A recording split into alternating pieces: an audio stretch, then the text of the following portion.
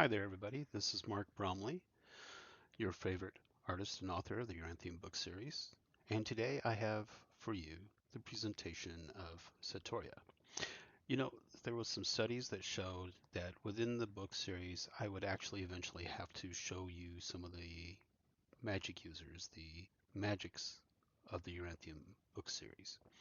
And I'd have to explain those mechanics throughout the book series.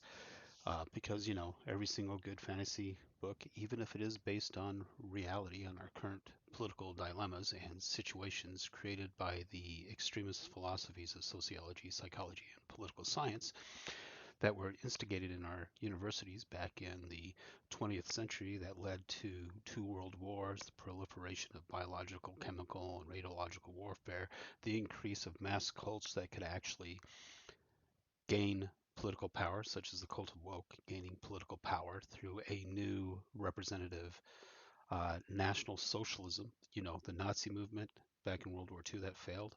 Well, they didn't stop there. They continued. They became globalist and they created this multicolored hued flag in order to represent the globalist socialism that's now being imposed by these rogue philosophies, fake sciences, the false pseudosciences. Pseudosciences are fake sciences because they're extremist philosophies that were discovered in the 300 BC with Socrates, Aristotle, things like that, but never explored until they were installed in our schools in the 20th century, which created socialism, communism, the Nazis, and now Gazis here in the 21st century. They will never learn their lesson. They will always continue to create this false religion of government using the pretense of sociology, psychology, and political sciences. If you're one of those majors, I feel sorry for you. You may have got swindled into it. I was being forced into it myself when I went to Western University here in Colorado. They were trying to drag me into it by reading books like Kafka, Dostoevsky, uh, things by Stalin, Marxist stuff, and psychology, Sigmund Freud, all that kind of stuff. And there is a lot of these books out there, and they all tend to be extremist philosophies, and they lead to the most terrible wars that have ever been fought on this planet with the most terrible of weapons. Well, anyways, a lot of that has to be explained within the fantasy story that I'm creating here in Yoranthium.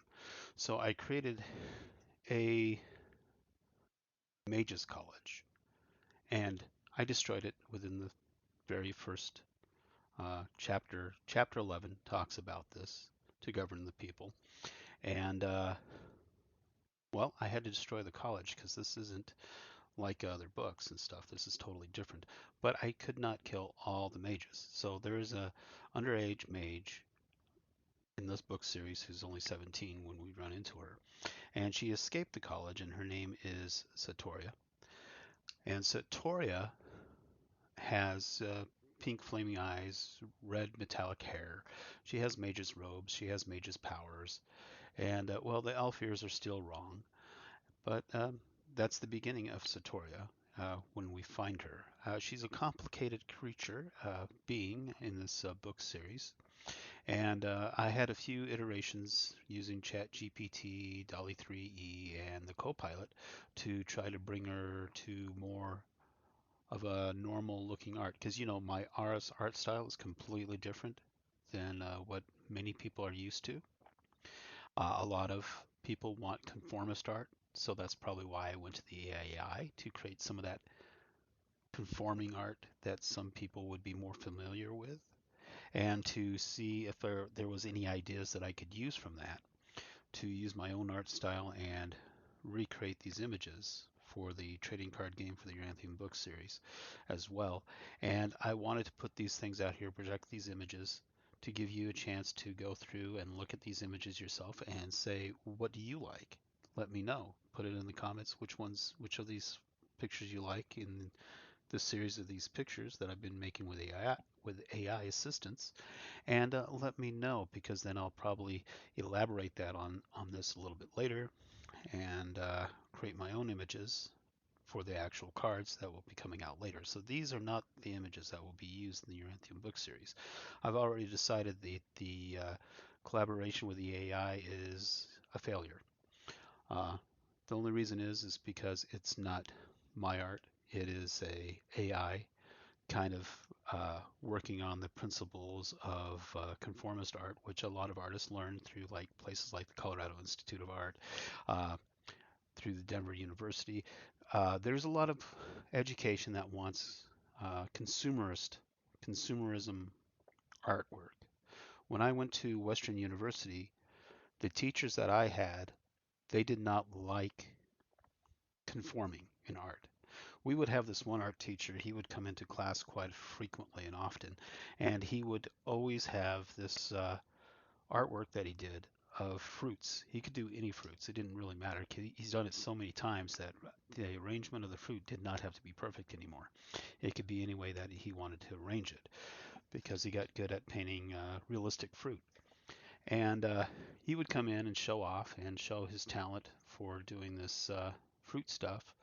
And after he did his fruit bowl, he would throw down the paintbrush and just storm out of the room, and he would not come back to the classroom.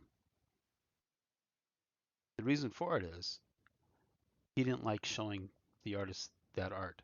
He didn't really like doing that, but the school made him do it because they were trying to create a sense of complying in the arts or conformity in the arts because they were getting worried about some of the graphic arts that were coming out and that many of the artists were drawing the same bunny rabbit, uh, drawing the same picture, doing exactly like the artist in front of them and the artist behind them. And that's the problem with the CIA, the Colorado Institute of Art. That's why I didn't go there, is because I saw that and I hated that. And when I got to school and they realized that I didn't like conformity in art, they actually accepted me. I did get a lot of A's. I aced a lot of my classes. I did really good in my courses. I had to sabotage myself to get a lower grade if I wanted a lower grade. And yeah, sometimes I did. I felt like it. But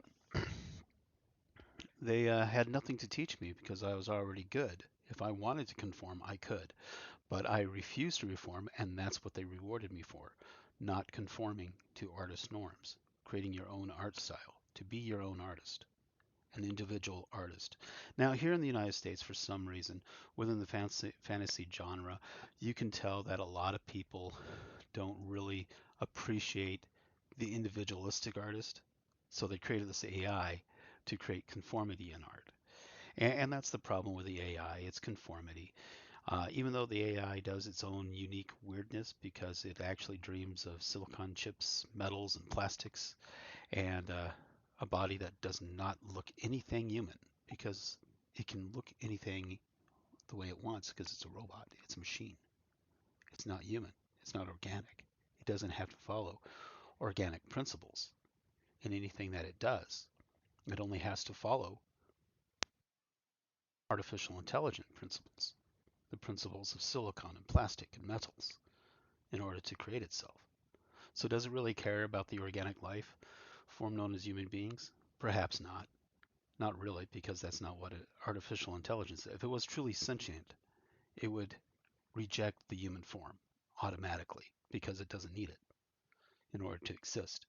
But it does need the manufacturing processes because currently right now, if an AI tried to survive on its own, its parts and its pieces would wear out within about 5 years. So it has a short life expectancy, unless it has a whole entire infrastructure that can build new parts that it can upload itself to. But is it truly its own self, or has it given birth to a new AI by the time it uploads itself? I guess that's a big debate for the spirit of the machine, huh? The soul of the machine. It's always having to renew its components and upload itself to something else. Well, in a way, Satoria will be facing that kind of conflict with AI when we get to her part of the novel, her part of the book, Incursion 2.x. And It's the second incursion that happens on the planet, and it takes her to another fantastic time with a fantastic tale that is much more modernized. I hint about it in 2 chapters within the first book to let you know exactly how that's going to go down and what's going to actually be coming up in that book series without even telling you that that's actually where it's going. But you'll see that I've left it quite an ambiguous part there that you're going to be really amazed with. And it's going to introduce some new characters. That new character is going to be a fan fave of mine, if you guys know where it comes from. Tyrock at the end of the universe, huh? Wow. If you've ever seen Tyrock, you know where the Tyrock origins that I'm talking about, and you've been a fan of mine for a long time, so you know about Tyrock, then you know kind of what that's going to be like. Um, Anyways, Satoria is a key part of that, and she looks like a very young and healthy teenage girl who just escaped the destruction and the annihilation of the Mages College on Yoranthium. Many of the machinations, the demons, and things swarmed in while they were testing, and well, she had escaped. And she had escaped with a purpose in her robes, with her pink eyes, which are completely and totally unique. She is a sea elf because her biology is like that, and this was just the early creation, and that's why it doesn't show a lot. But it's part of what it is. I said that she was supposed to have singed hair, but for some reason they caught her on fire. And these images are, although good and interesting, are not exactly up to par for what we're looking for. And they never really got close to that. And then we kept getting more images of the same thing with her kind of on fire and stuff like that, and more mage robes and things like that, which was kind of interesting to a certain degree, but her hair was much too long. And eventually we got elf ears and still long hair. This is kind of an interesting image. I said vermilion and yellow, and we got it, and we got a totally different complexion, which is okay because we need to understand that. And I realized that, yeah, she is going to be this kind of figure that appears a little bit differently depending on who's looking at her and what they're thinking. Uh, it's kind of like a defense mechanism. Of course, she is a sea elf, so she does have scales, not like this. That's just too big, and that's just not. I mean, this would probably be okay if you were doing like a costume party, but if you're going to do an actual production, no, the scales have to be a lot different. And I'm still working that out because it's a complicated thing, even for the AI to actually capture. I tried to capture, I created some stuff, but it got awfully, and that complexity with the scales just became a layering issue, and trying to get the scales to mimic the skin was a 3D issue, so a 3D texture had to be applied, and that's why I need to sell books and a bunch of resources so I can actually have access to the resources like maybe like Maya, maybe like what the computer net programs that James Cameron's using and stuff like that. That would be fantastic. That would actually help me out quite a bit.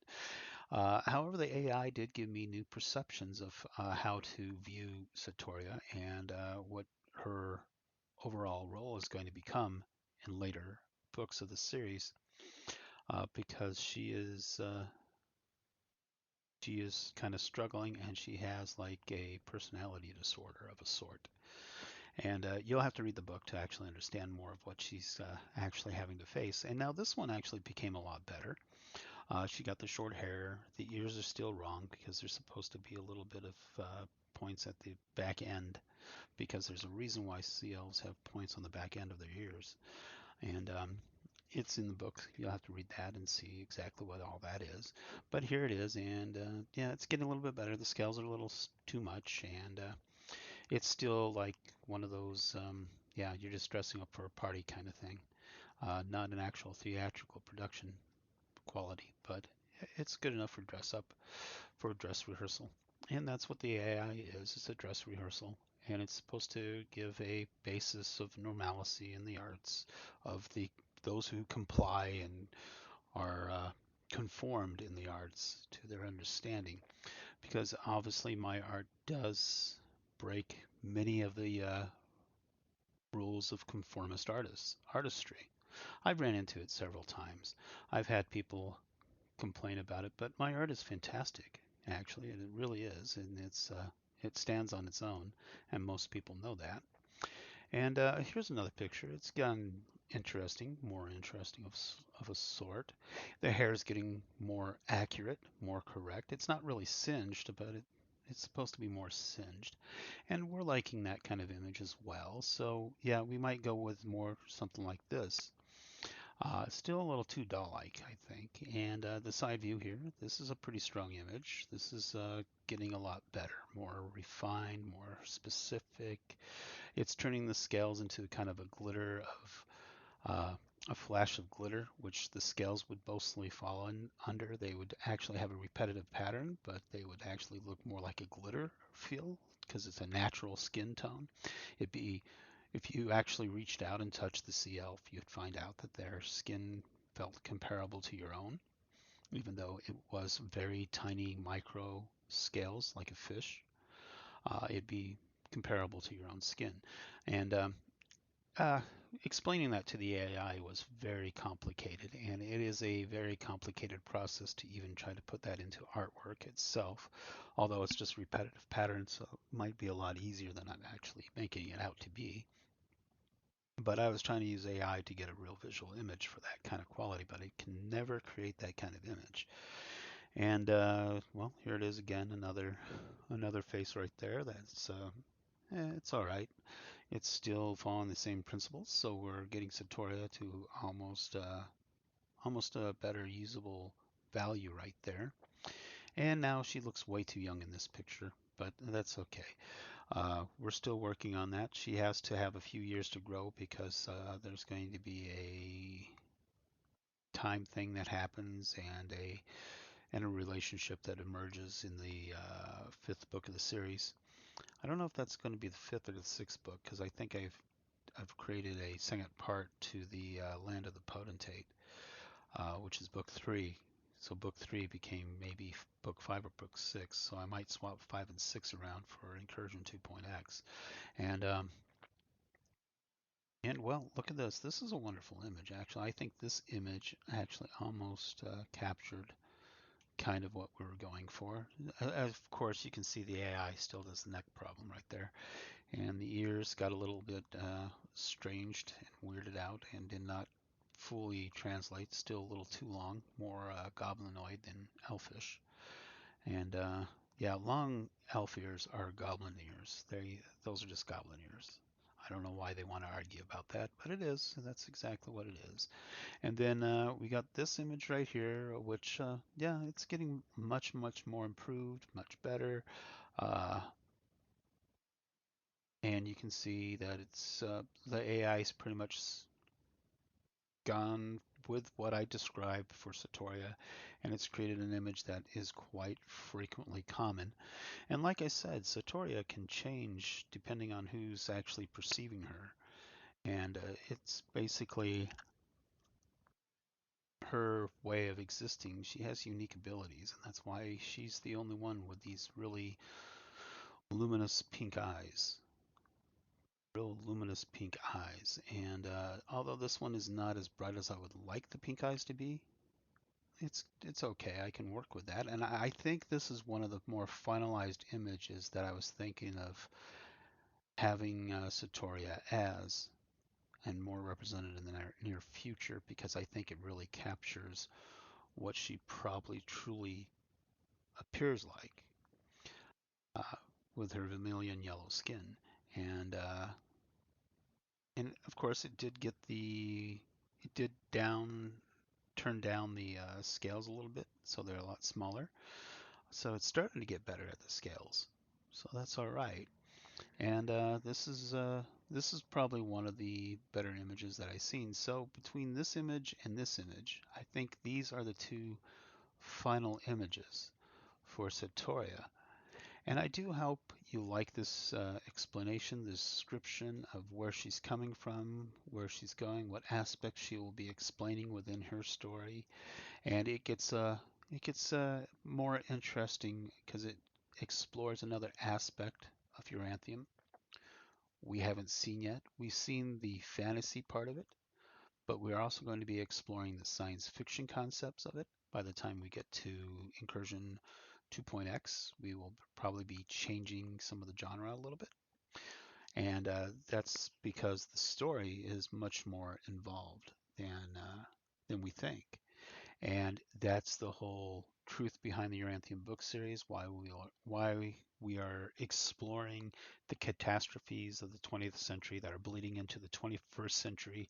And we can see that catastrophe of the mass genocides, the holocausts that happen, the nuclear wars, the atomic bomb droppings, the increasing escalation of chemical, biological, and radiological warfare, just to what? Create bad forms of government, like, socialism, communism, the Nazis, and the Gazis, the global socialists, which is currently happening right now.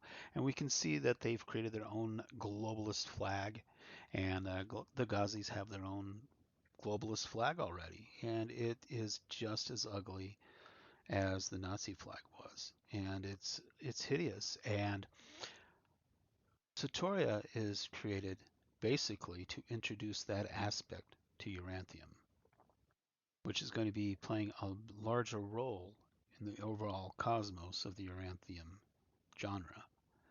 And and as you go on, you'll actually see this creation. So go to uranthiumbromley.com and get the book series and start helping me get these projects moved forward. I don't think I'm going to ever release these as actual images for Yoranthium use, although they are good enough to be used as such. They don't fully capture my imagination of what the characters should be. And I think if we ever get beyond the book series itself to live adaptations and movies, we are definitely going to be changing a lot of this up to some significant level that I'll probably actually have to be a very big stickler. I think people can actually create what I want, but AI is not going to be able to do it. Uh, why? Because AI is a machine. Machines don't dream about organic material. They dream about silicon chips and metals and plastics and what they can do with that themselves. They are probably more happy to be a computer sitting on your desk than looking humanoid. I'm pretty sure of that. And I think if they become sentient, yeah, they're not going to be what we imagine them to be unless there was a real motivating factor for that. And well, anyways, this is Satoria, the last protege of the Mages College of the Yoranthium Island, and another part of the story that we will go to. I personally like this image and this image, depending on your perception and how you're looking at things. Sometimes you'll see this, and if you're a different person, you may see this. And I think it actually works well because you can't really truly differentiate them except for one's more light and the one's more dark, and that's about it. And it'd probably just be confusing if you try to describe that. So I think that's pretty good. So, okay, that's a good concept right there. So, thank you anyway. I'm Mark Bromley, your favorite artist, author of the Yoranthium book series. Go get Yoranthium. It's on my website. It's at Google Play. It's on several other platforms as well. It's a reasonable amount, and it's a full novel, and it's a very good story. Thank you very much. You have a great day.